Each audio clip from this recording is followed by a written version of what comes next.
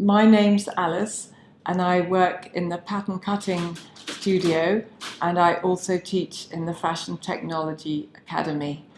We've made these videos to inspire you to get creative.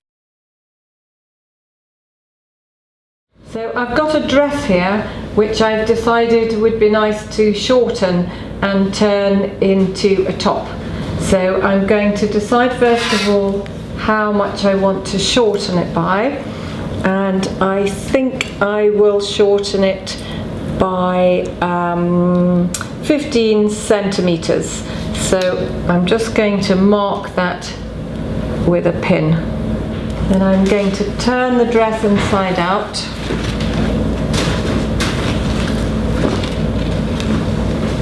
And find my pin mark. That's the length I want the top when it's finished. So I'm going to add an amount for my hem, and I'm going to make 2 centimeters. So I'm going to make a mark at 2 centimeters. You can do this with a special piece of tailor's chalk, you can do it with a fabric pencil, or if you haven't got one of those to hand, a good old pencil will be fine.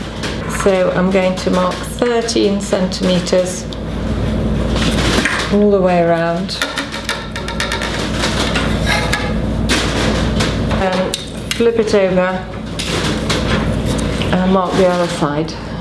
I'm going to cut this now, and because this is quite slippy fabric, I'm just going to cut round through one layer.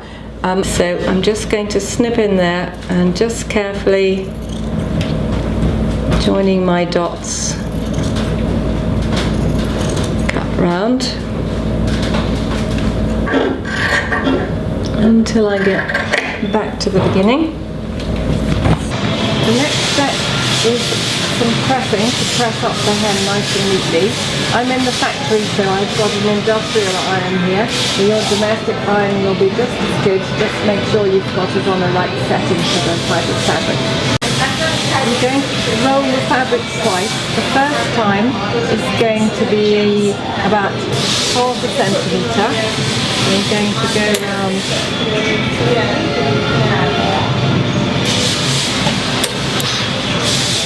and just give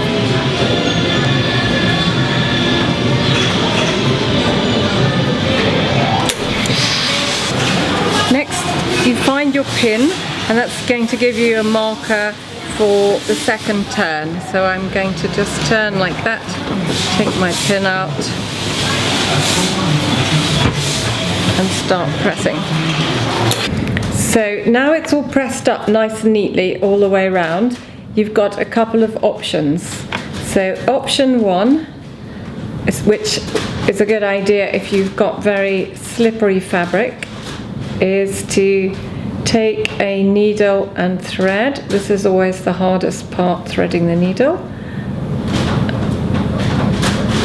There we go. A needle and thread, and take a contrast colour thread. And I'm just going to put a knot at the end.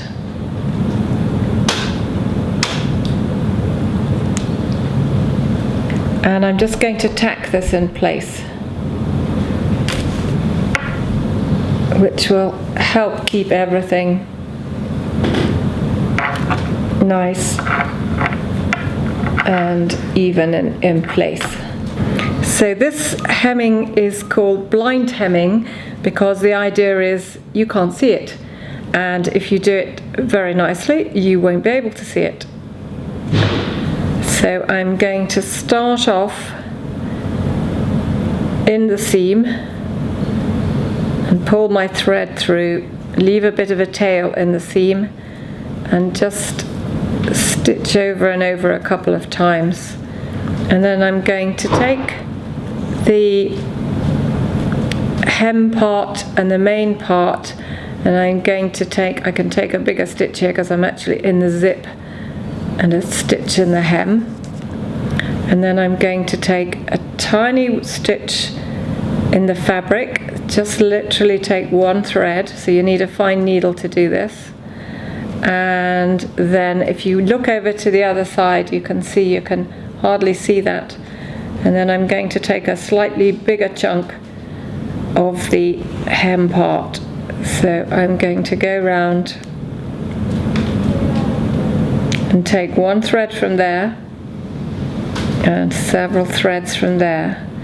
And I'm not going to pull it really tightly. The idea is it's nice and loose so that you don't make anything puckered.